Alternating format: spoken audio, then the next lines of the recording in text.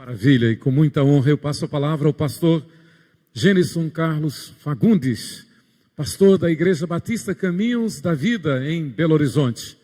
E ele é o mensageiro de Deus hoje e amanhã. Fala, pastor.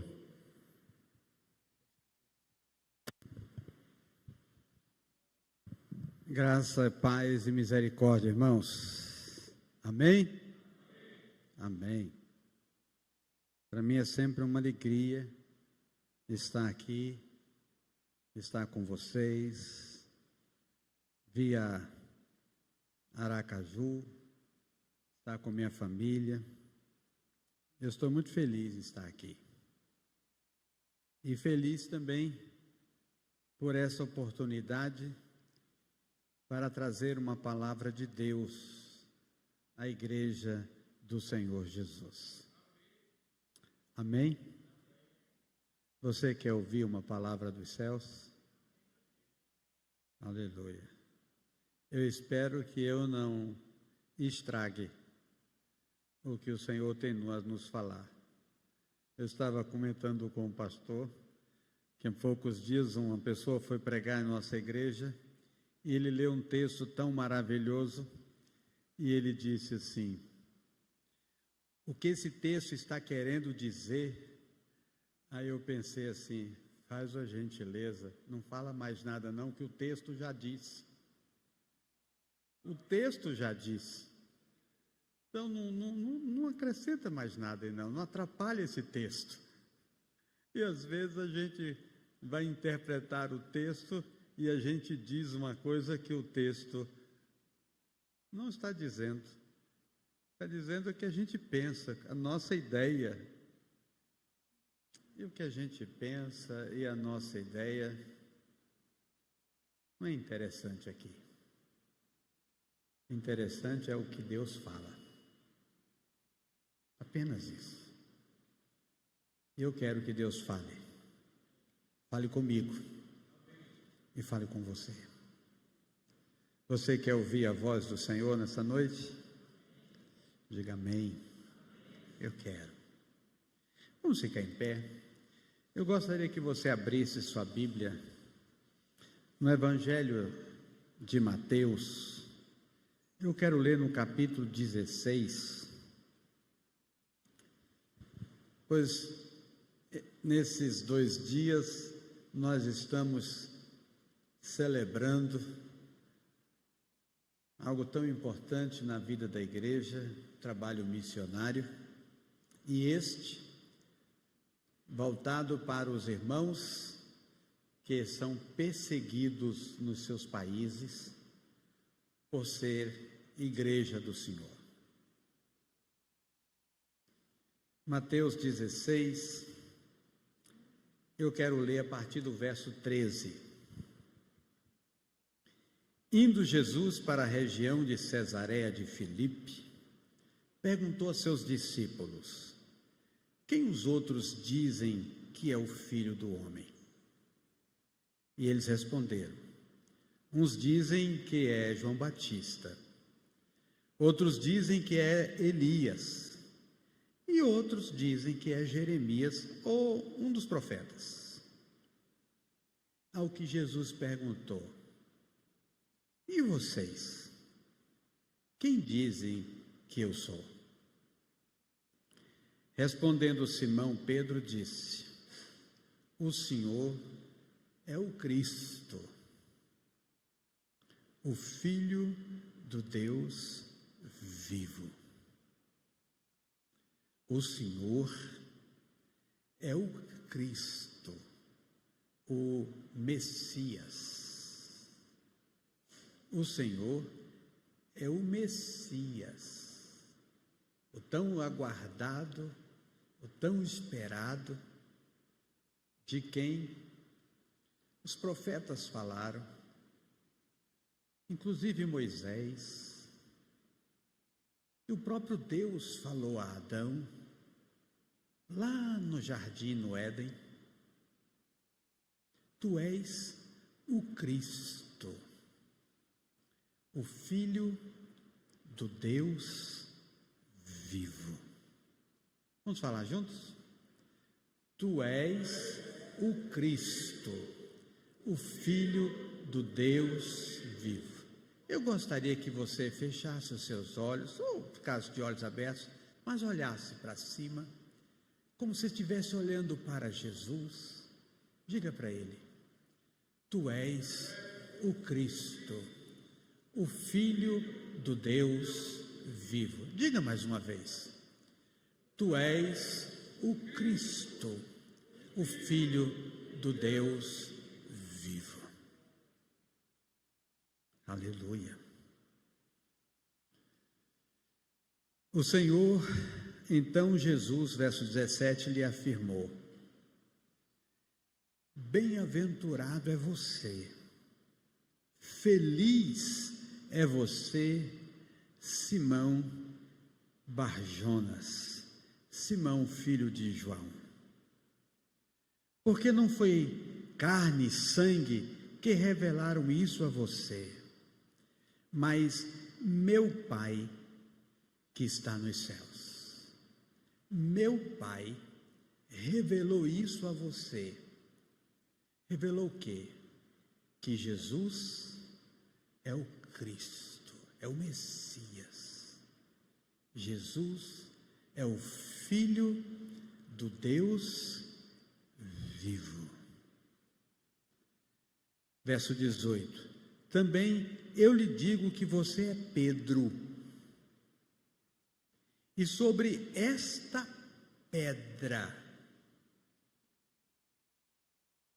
o Senhor é o Cristo, o Filho do Deus vivo. Sobre esta pedra, ele disse o quê? Edificarei a minha igreja. O pedreiro falaria o quê? Vou construir a minha igreja. Sobre esta pedra, sobre este fundamento, sobre este alicerce, sobre esta revelação que o Pai que está nos céus te deu, te entregou, que eu sou o Messias, o Cristo, o Filho do Deus vivo. Sobre esta pedra edificarei, eu vou construir a minha igreja. E ele disse: e as portas do inferno não prevalecerão contra ela. O reino das trevas não irão prevalecer contra a minha igreja. O reino das trevas vai investir, e investir pesado, sobre a igreja que eu vou construir sobre esta pedra.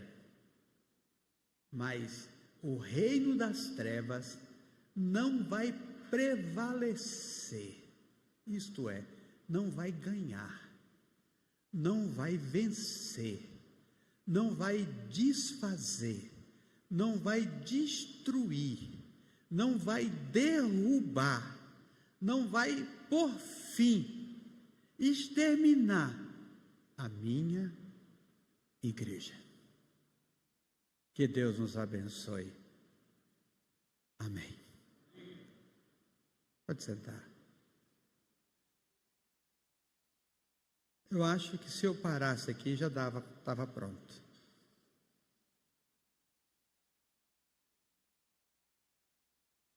Eu sou a igreja do Deus vivo. Você é a igreja do Deus vivo? Amém? Nós somos pedras vivas desse edifício.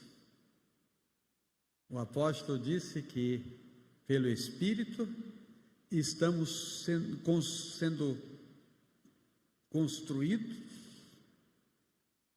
para a morada de Deus. Somos o santuário de Deus.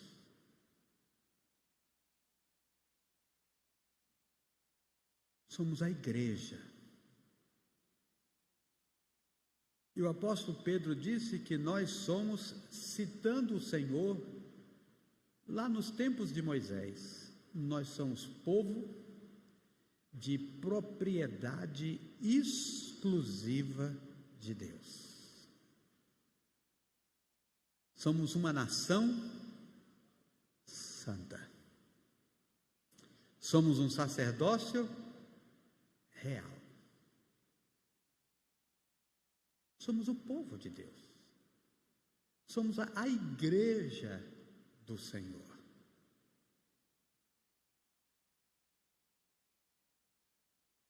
A igreja do Senhor.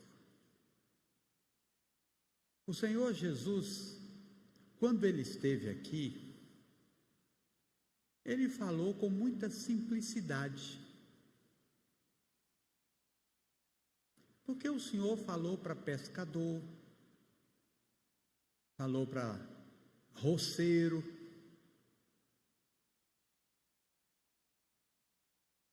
ele falou para todos os tipos de pessoas. E interessante que o erudito não é aquele que fala difícil. O erudito é aquele que fala numa linguagem que todos entendem. Essa é a verdadeira erudição. E Davi e Isaías disse assim: o Senhor me deu língua de erudito para eu poder falar uma boa palavra ao cansado. Então o Senhor, ele foi muito simples nas suas colocações.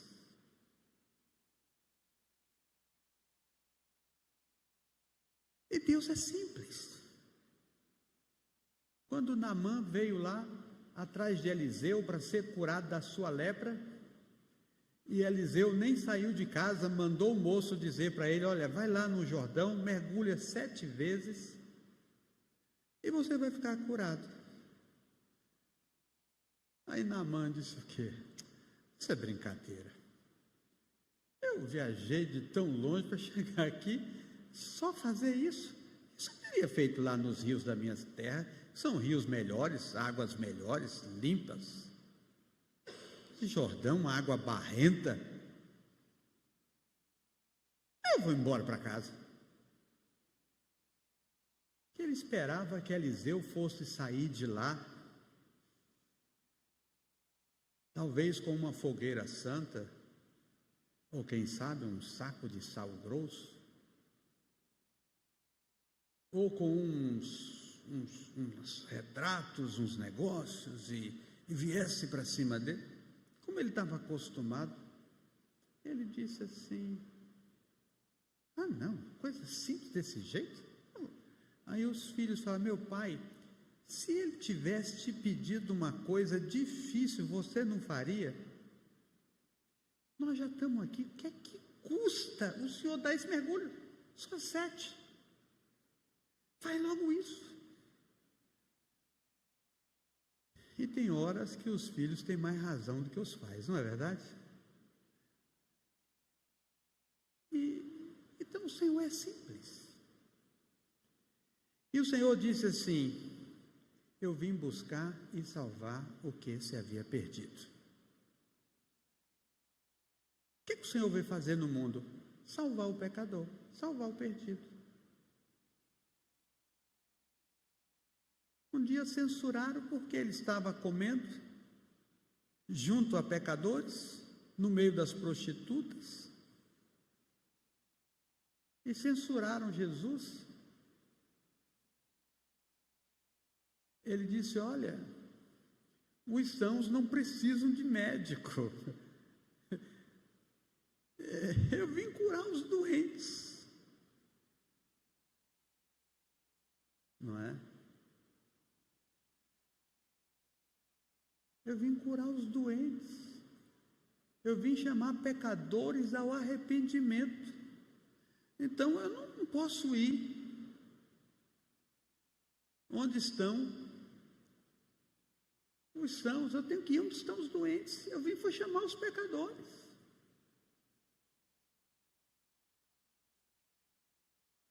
E assim Jesus foi falando do que ele veio fazer. E agora, já com seus discípulos ali, formando os seus apóstolos, ele diz para eles: olha, eu vou construir a igreja. Eu vou fazer a minha igreja, a minha congregação, a minha assembleia, o meu povo, a minha gente. E ele disse, primeira coisa que ele disse, ele não falou: ó, vocês vão ser maravilhosos, vocês vão ser felizes, vocês não vão ficar doentes, vocês não vão sofrer perseguição, vocês vão prosperar, vocês vão ficar ricos, vocês vão casar bem, vão ter casas maravilhosas. Disse nada disso. A única coisa que ele disse foi o seguinte: o inferno vai se levantar contra vocês, vai se levantar contra a minha igreja. Eu vou construir a igreja e o inferno vai se levantar contra ela.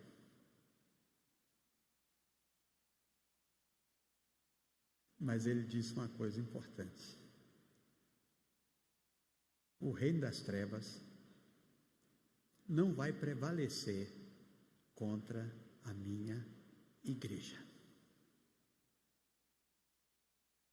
Quando você olha assim para os irmãos, você fica olhando ali, pastor Manuel,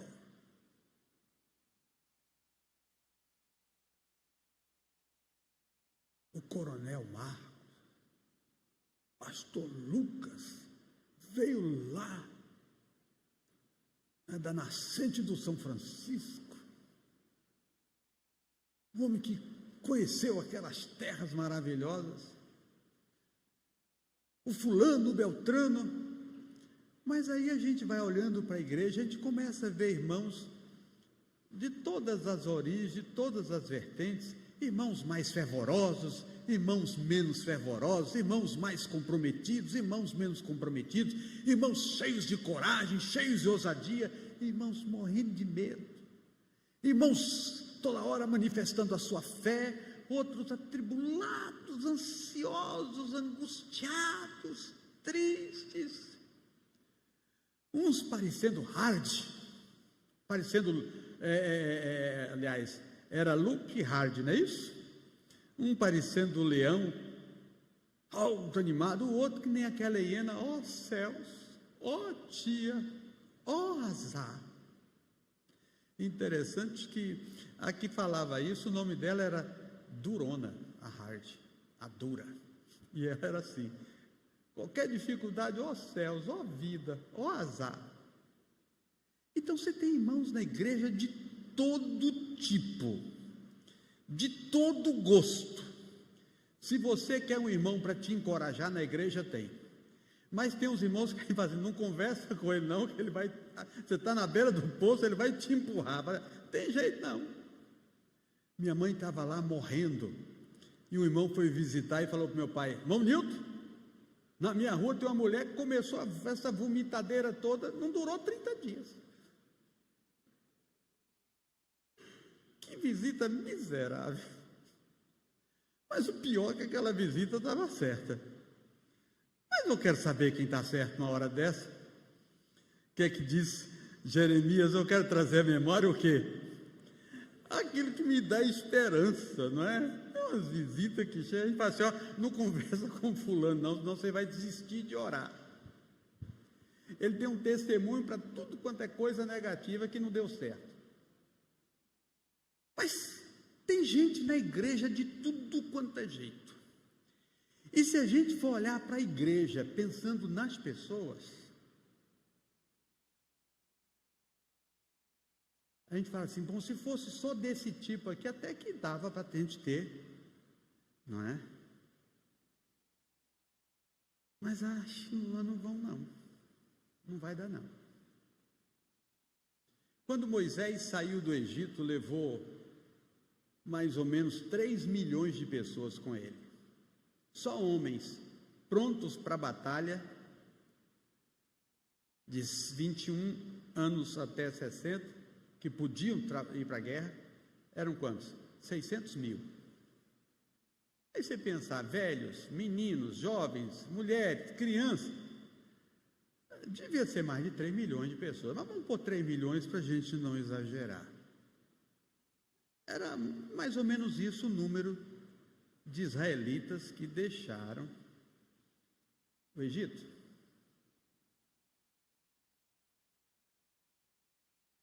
Se Moisés estivesse olhando para aquela gente, para a coragem daquele povo, para a disposição daquele povo, como é que aquele povo ia, na hora que chegasse as adversidades, eles iam chegar para Moisés: vamos lá, Moisés, estamos aqui para te apoiar, vai dar tudo certo, você vai ver.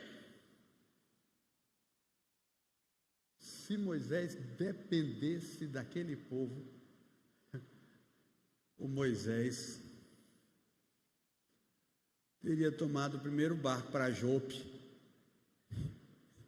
e ido embora.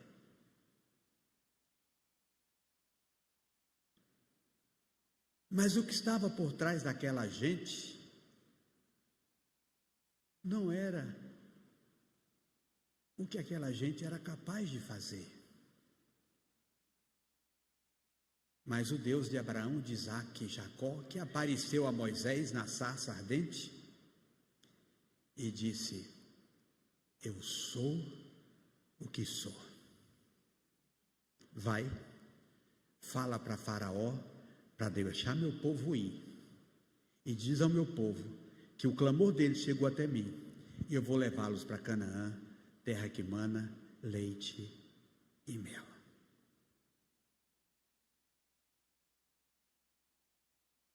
O que movia Moisés não era o que ele enxergava no povo, mas o que ele viu e ouviu no Monte Horebe, do meio daquela sarça que ardia com fogo e não se apagava. O que norteava e alimentava e animava Moisés. Então, quando o Senhor fala para aqueles discípulos que seriam seus apóstolos,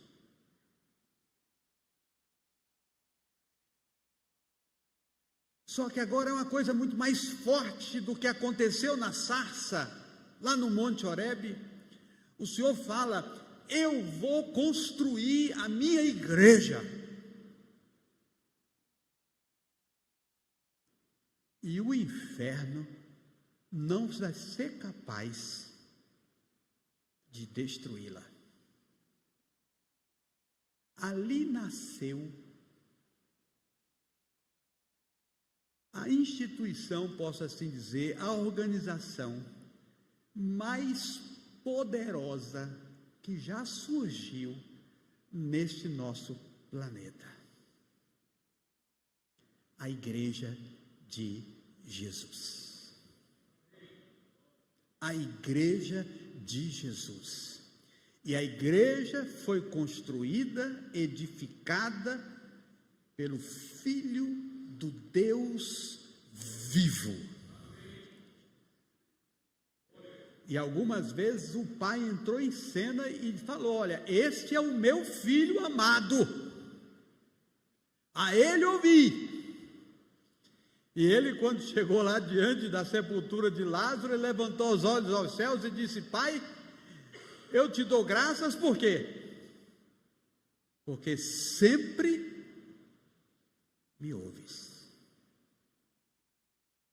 Ele disse: eu não vim fazer de mim mesmo, não vim falar de mim mesmo, não vim ensinar de mim mesmo, mas o meu Pai me ensinou, me falou o que eu estou ensinando e falando para vocês.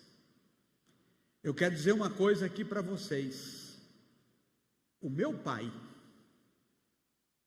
ele está 100% comprometido com a igreja. E um dia ele falou para os seus discípulos, que seriam os seus apóstolos, ele disse assim: eu posso pedir ao Pai para mandar uma legião de anjos aqui agora.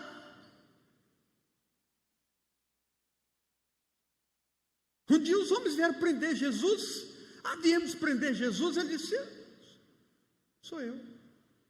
Quando ele falou assim, o que aconteceu com aqueles que vieram prendê-lo? Caíram todos por terra. Porque a igreja de Jesus tem dentro de si, na sua essência, o poder de Deus, o poder dos céus. Paulo falou aos irmãos de Roma: o evangelho é o poder de Deus. E o Senhor disse: quem crê em mim fará as obras que eu faço e vão fazer obras maiores. Porque eu vou para o Pai. E esses sinais vão seguir vocês. Vocês vão colocar as mãos sobre os enfermos, eles serão curados. Vocês vão dar ordem aos demônios e eles vão sair.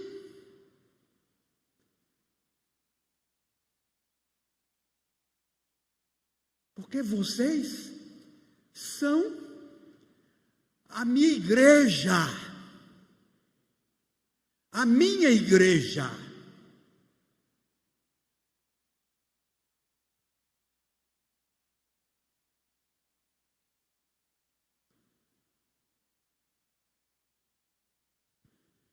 Muito bem.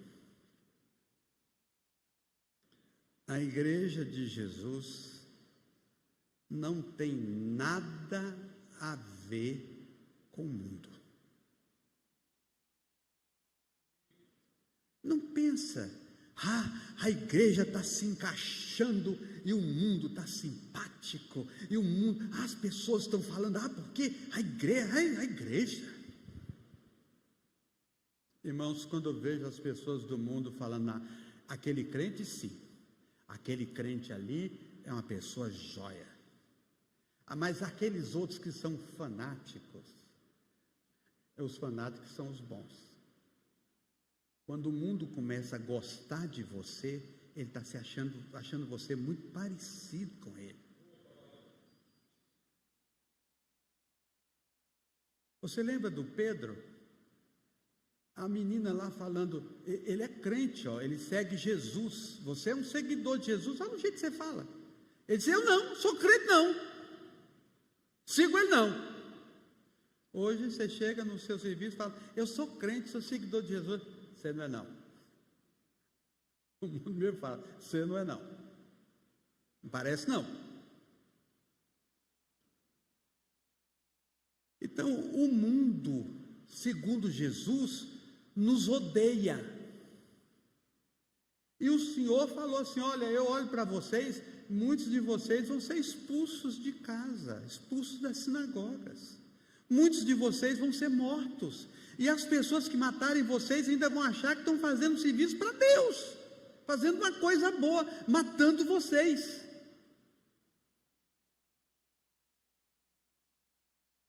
Eu fico às vezes pensando, o que passava na cabeça daqueles discípulos, quando o Senhor fala, eles não estavam entendendo não. Quando o Senhor falava essas coisas para eles não estavam entendendo direito não. E o Senhor falava isso. Obrigado, irmão. Bom.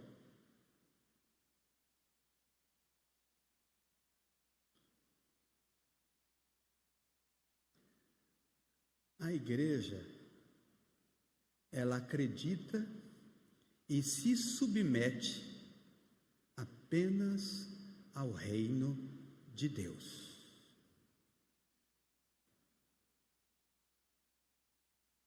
Bom, agora tem um povo falando que o rei deles é aquele Jesus de Nazaré que nós crucificamos lá na Palestina que César não é o senhor deles,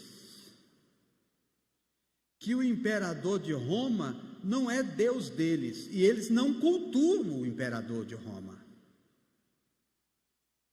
Eles só cultuam o Deus deles, porque naquela época, os deuses eram locais, e os deuses dos países, os deuses dos povos nativos. Esse povo está dizendo que o Deus dele é universal, eles não têm um Deus não é regional.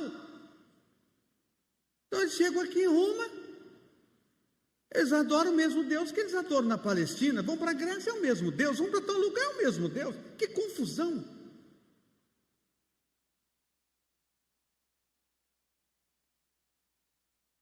E sabe por quê? Por qual razão, ou quais razões, Roma perseguiu a igreja? Porque eles tinham medo que a atitude daquele povo que não se submetia aos seus deuses, não adorava os seus deuses, não cultuava os seus deuses, nem cultuava o imperador, essa gente ia atrair a ira dos deuses deles, e os deuses deles iam se levantar e destruir o Império Romano.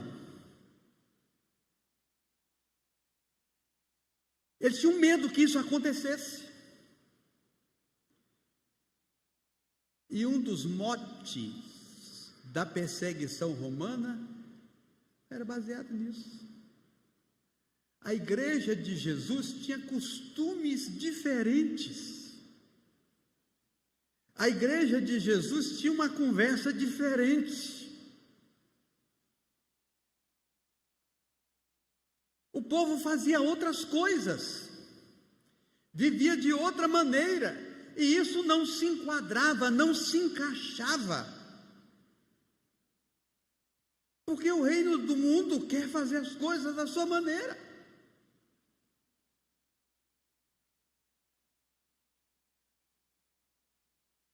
E por isso a igreja começou a ser perseguida. Meus irmãos, a igreja de Jesus nasceu debaixo de perseguição.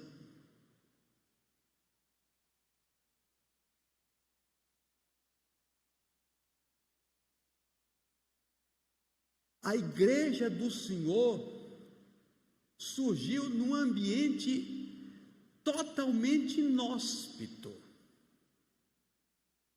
Primeiro, os sacerdotes, o clero judaico, fez de tudo para impedir a igreja. Paulo foi um instrumento muito usado por eles, e eles tentaram abafar a igreja. Até que um grande rabino entre eles disse: olha, se isso vem de Deus, ninguém pode impedir, porque a porta que Deus abre, ninguém fecha. A porta que Deus fecha, ninguém abre. Mas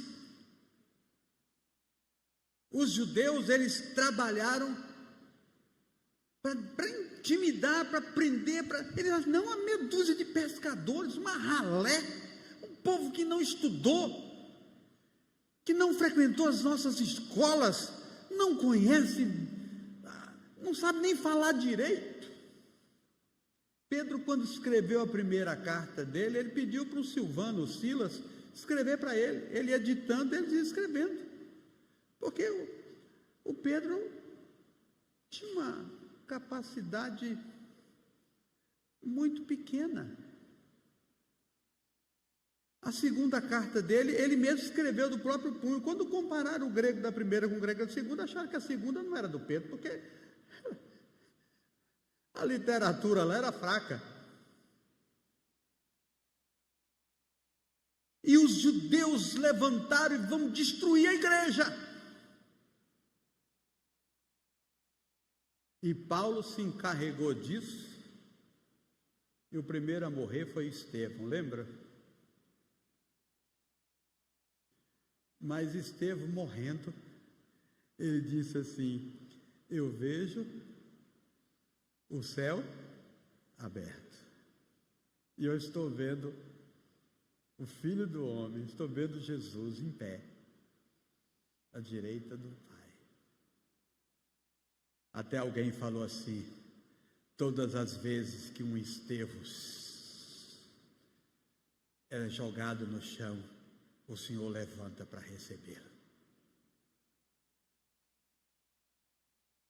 E aí Estevão falou assim: perdoa-lhes, porque eles não sabem o que estão fazendo. Aí o Senhor olhou assim: quem vai ser o primeiro? Esse aqui, está com a roupa do Estevão na mão, é responsável pela morte dele. Vou salvar esse aqui, vem você. Vai ele lá para Damasco para perseguir a igreja, para prender a igreja, para acabar com a igreja, e no meio do caminho ele tem um encontro com o Senhor, e o Senhor disse: Paulo, por que você me persegue? Ele disse: mas quem é, Senhor? Em outras palavras, ele disse: eu sou o Cristo, o Filho do Deus vivo. Duro é para você vir contra mim. Você vai estar se jogando contra grilhões. Você vai se furar. Ninguém consegue me vencer.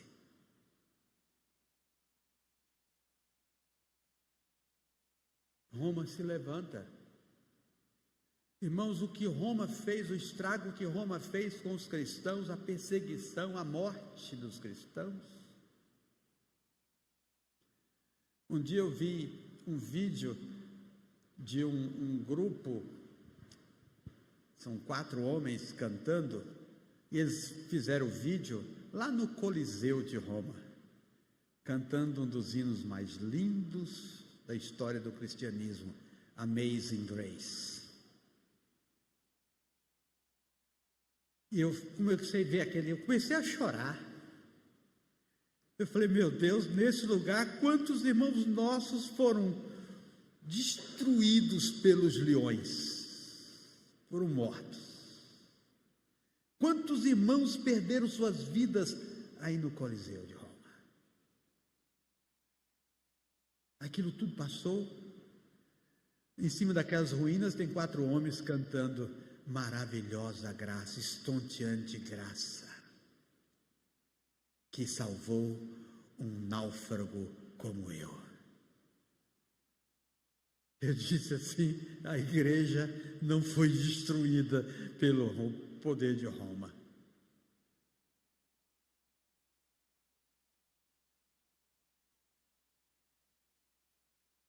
E assim a igreja vem passando, varando séculos e séculos, sofrendo toda sorte de perseguição. Quando a gente pensa na Idade Média, na Reforma, na Santa Inquisição, quantos irmãos foram mortos por causa da sua fé, por serem a igreja que Jesus construiu. Eles falam que a Inquisição matou mais pessoas do que a Primeira Guerra Mundial. Muitos irmãos foram mortos, muitas famílias foram destruídas, muitas pessoas perderam tudo, muitos filhos órfãos viveram na miséria pela perseguição.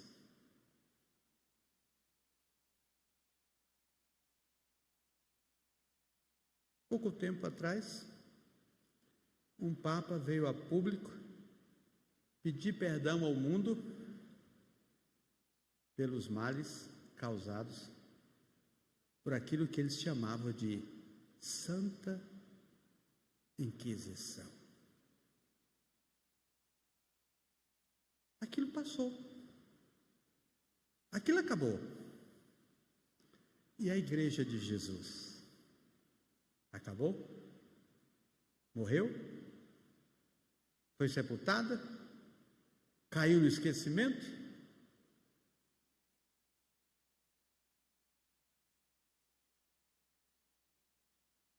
Na nossa era agora, os regimes políticos os homens começaram a trazer suas ideias. Irmãos, a Igreja de Jesus tem nada a ver com política. Política é coisa dos homens. E para os homens. Tem um irmão que falou assim uma vez para mim: pastor, se democracia fosse uma coisa boa, já não era do demo. Democracia, dizendo assim, já tem até um demo nesse trem. Mas assim, Paulo nos ensinou para a gente orar pelas autoridades. Orem pelas autoridades. Para quê? Para que a gente tenha o quê? Vida mansa e tranquila. E quando Paulo mandou orar pelas autoridades, as autoridades que Paulo se referia eram muito piores que as de hoje. Se vocês acham que o Maduro é podre, mais podre eram os imperadores quando Paulo mandou orar por eles.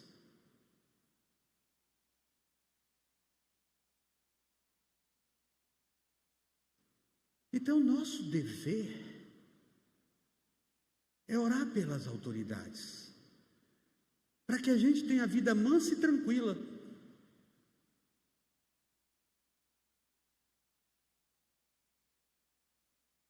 Mas Paulo disse, a gente não se embaraça com os negócios dessa vida. A gente é a Igreja de Jesus. A igreja que Jesus construiu.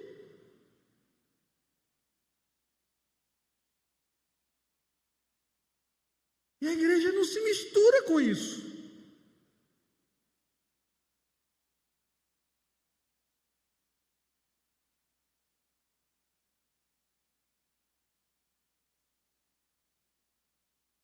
Bom,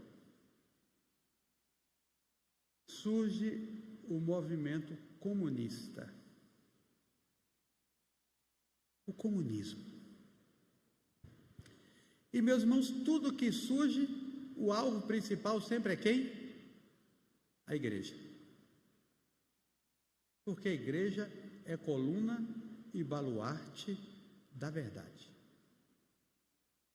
A igreja de Jesus tem um compromisso com a palavra, com o evangelho, com os mandamentos, com as ordens do Senhor. A igreja sabe de onde ela veio e sabe para onde ela vai. Meus irmãos, nós somos um povo que temos o privilégio de ler o nosso futuro. Hoje o pastor começou lendo nossa história lá na frente.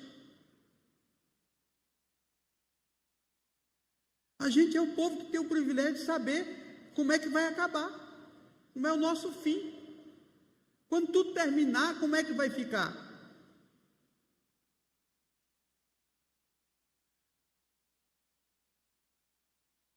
Não é verdade? A gente tem um livro do Apocalipse, para toda vez que você passar por uma tribulação, dá uma lida lá para você ver, aqui ó, você vai parar aqui ó, para onde é que você está indo?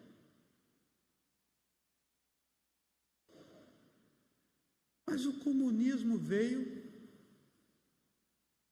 e disse para a igreja que ela estava impedida de existir. Deixou uma igreja assim, nos moldes dele, para os presos acreditarem, mas a igreja estava impedida. Ô, irmãos, o que a gente ouviu de testemunhos das coisas tremendas que Deus fez por trás dessas cortinas aí. Quantos irmãos foram mortos? Quantos irmãos foram perseguidos, foram jogados nas celas?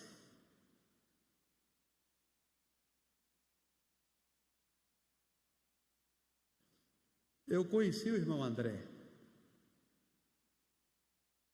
Ele esteve em Belo Horizonte, eu era um rapazinho, 78. Eu ouvi o irmão André falar umas coisas tão bonitas.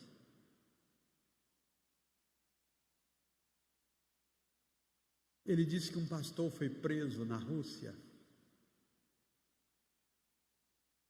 porque ele estava pregando a palavra, pregando o evangelho.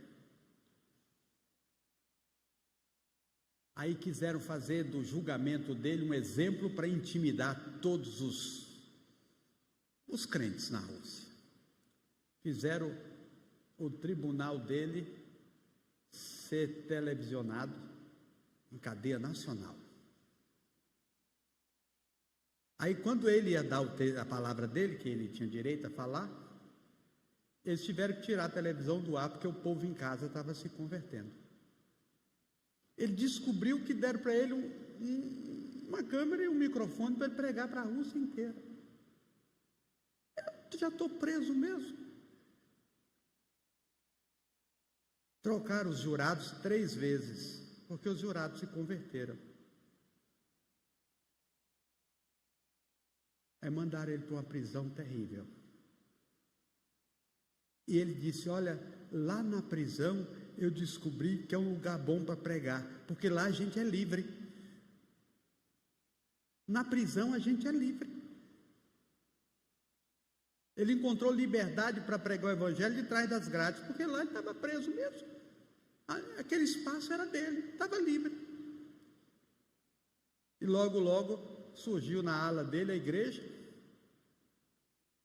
Os colegas de outras celas foram se convertendo, e os soldados também iam se convertendo. Era uma briga para eles guarnecerem aquela ala, queriam ficar lá. Aí o diretor daquela prisão chamou ele e disse assim: eu não acredito em você, eu não acredito no seu Deus, eu não acredito em nada que você fala, mas uma coisa eu vou admitir: sua presença aqui mudou aquela ala, que era mais terrível que tinha na prisão. Nós temos na Sibéria um lugar onde estão os piores presos da União Soviética. Você não quer ir para lá? Quem sabe se lá você não conserta aquela gente? Então ele foi enviado por aquele diretor daquela prisão como missionário para a Sibéria, para pregar na cadeia. Ele era livre na cadeia.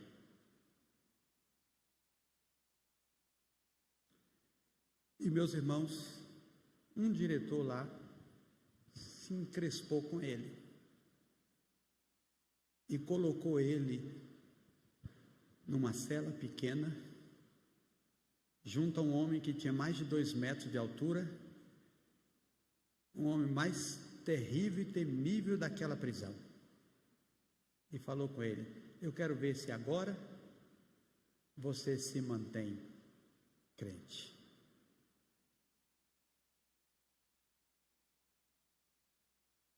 E tinha um beliche naquela cela pequena. E uma madrugada aquele homem acordou e viu ele ajoelhado orando. Ele falou: o que é que você está fazendo? Ele disse: eu estou orando, estou falando com meu Deus. E pelo que você está orando? Por você. E você está orando por mim por quê? Porque eu amo você. Até aquele dia, ninguém nunca disse para aquele moço que o amava. Quando ele falou que ele amava, aquele homem se derreteu, desceu do beliche e naquela madrugada teve um encontro com Jesus. E os dois se transformaram em 2 intercessores pela igreja na União Soviética. Quando o chefe do presídio ficou sabendo, o inverno estava rigoroso, mandou tirar o aquecedor do quarto deles e jogar água para frisar, para congelar, para eles morrerem de frio. E os dois começaram a andar para se aquecer, para lá e para cá, para lá e para cá. Quando eles estavam cansados, aquele homem grande deitou sobre o gelo e disse para aquele servo do Senhor: deita aqui sobre mim, eu ainda tenho algum calor no meu corpo, eu vou encontrar com Jesus logo logo, eu vou pedir para ele tirar você daqui. E deitou no chão e pediu que ele deitasse em cima dele. Mas o Senhor é bom e tinha um propósito naquelas vidas. O Senhor foi lá, porque o Senhor vai. O Senhor vai onde ninguém vai. Mas naquela cela, naquele cubículo, estava ali a igreja que Jesus construiu e que ele disse: o inferno não vai destruir. E aquele moço, eles dois foram libertos de maneira miraculosa, saíram de lá e ficaram em liberdade, foram embora. E aquele irmão que ficou 10 anos preso, a noiva dele estava esperando ele sair para casar com ele. Aí ele escreveu para o irmão André e disse assim: eu tive que casar no mato, porque não foi liberado a celebração do meu casamento. Então teve que ser escondido nas florestas. E só deu para ir 2.000 pessoas no casamento. E o padrinho dele, que estava atrás dele, o best man dele, era aquele homem grandão que levou Jesus lá dentro daquela cela. O padrinho de casamento dele.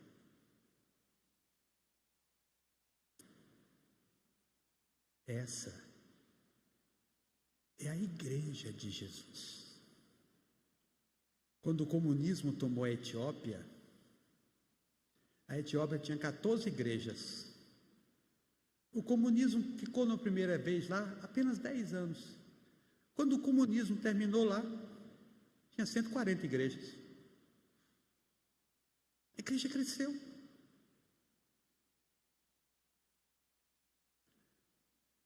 Quando o governo comunista ruiu na Rússia, caiu tudo aquilo, a igreja estava lá em pé, maior, mais forte, mais espalhada, toda a Rússia. Eu tive há uns 3 anos atrás, antes da pandemia, num congresso, num país aqui da América do Sul, e quando nós saímos às 5 horas da tarde, terminava as ministrações, nós íamos para os nossos hotéis, ali perto, e no mesmo lugar onde nós brasileiros estávamos, na mesma área, num outro hotel, estavam os irmãos da Rússia. Eram 300 irmãos russos que estavam lá, sentados perto de mim. E eu fui andando, meus irmãos, indo para o hotel e vendo aqueles russos lá, Gorbachev, Pravda, Krovnovsk, aquela língua deles. E eu ia chorando do lado ali, falei: meu Deus, quanto que a gente orou pela Rússia. A gente ouvia falar de quanto esses irmãos eram perseguidos. Agora estou eu aqui, saindo de um congresso, indo para o hotel, e esses irmãos aqui são russos, 300 irmãos, aqueles homens grandes, aquelas mulheres grandes.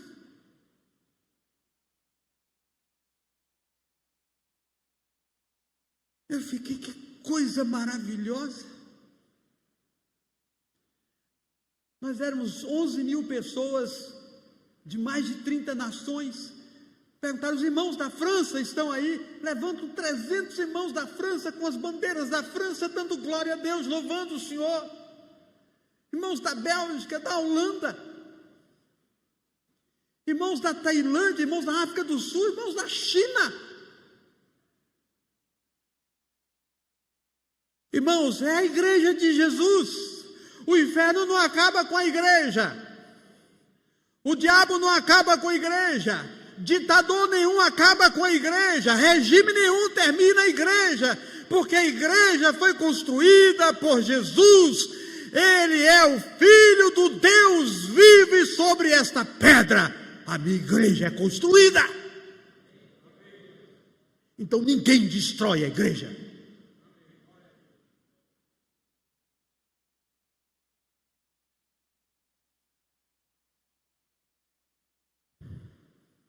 Eu estava ouvindo testemunhos dos irmãos perseguidos, eles contando suas histórias. Meus irmãos, é de arrepiar o cabelo. Aquelas moças, aquelas jovens senhoras na prisão, sendo violentadas pelos guardas, pelas autoridades ali, porque são seguidoras de Jesus. Aquelas mulheres marcadas por tragédias terríveis.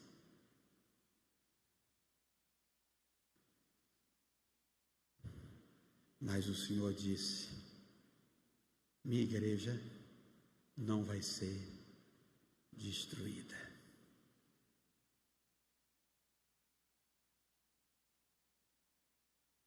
Daqueles impérios antigos, daqueles ditadores antigos, hoje só existe a história.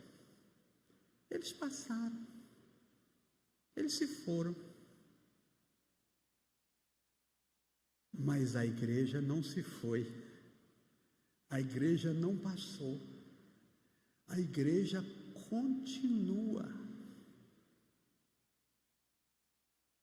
E ela vai até o dia em que o Senhor Jesus chamar. Ninguém vai terminar com a igreja, porque ela é a igreja de Jesus. Amém? Então, está aqui a introdução para essa imersão que nós estamos fazendo hoje e amanhã, em pensar na igreja de Jesus. A igreja de Jesus é vitoriosa. Eu gosto de cantar aquele hino que diz assim: o estandarte desta igreja levantemos sem temor, ela é muito amada esposa do bendito Salvador. Não é? Que coisa maravilhosa! O estandarte levantai. Porque ele disse: ninguém vai destruir a minha igreja. Então esqueça que você é um presbiteriano da 12 de agosto. Isso é relevante. Isso não expulsa demônio. Isso não melhora a vida de ninguém.